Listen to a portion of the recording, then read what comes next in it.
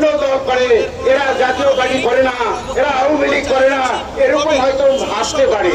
কিন্তু বর্তমান সরকার এরা তো এরকম ভাবার কথা নয়। এই সরকার তো কোনো দলের সরকার নয়। তাহলে আমাদেরকে নিয়ে এই প্রশাসন কেন? আমাদের কি অপরাধ? আমরা বিএ পাস করেছি, এমএ পাস করেছি, কামেল পাস করে এই ইবতেদায়ী মাদ্রাসায় পাঠদান করছি। প্রাইমারি শিক্ষকের চাইতে আমাদের ইবতেদায়ী শিক্ষকের মর্যাদা, শিক্ষাগত যোগ্যতা কোনো দিক থেকে কম নাই। তারপরেও সরকারের কাছে আমাদের মর্যাদা নাই কেন? আমার প্রশ্ন সরকারের কাছে যে আমরা কি অপরাধ করেছি?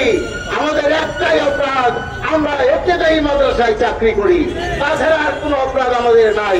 আমি মনে করি না।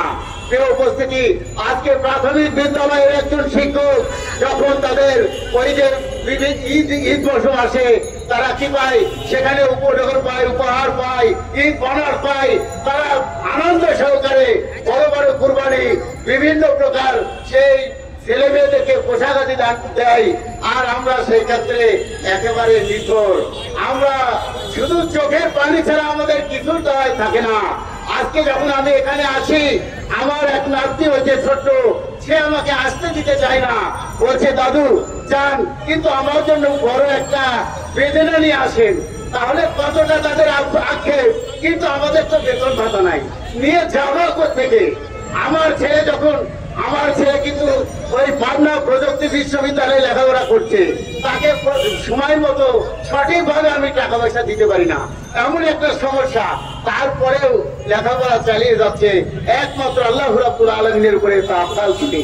যে উপস্থিতি, আমি বলতে চাই, আমার প্রতিষ্ঠান রাজশাহী জেলা বাগমারা থানায় 13 নম্বর গোয়ালকান্দি ইউনিয়নে উত্তরা মসজিদ সংলগ্ন স্বতন্ত্র ইবতেদায়ী মাদ্রাসা। এই মাদ্রাসার হেড মাস্টার হিসাবে অর্থাৎ প্রধান শিক্ষক হিসাবে আমি আছি, এবং আমি গোটা রাজশাহী জেলার সভাপতির দায়িত্ব আমাকে দেওয়া হয়েছে। যদিও আমি হয়তো অতটা যোগ্যতাপূর্ণ নই, তারপরেও দেওয়া হয়েছে।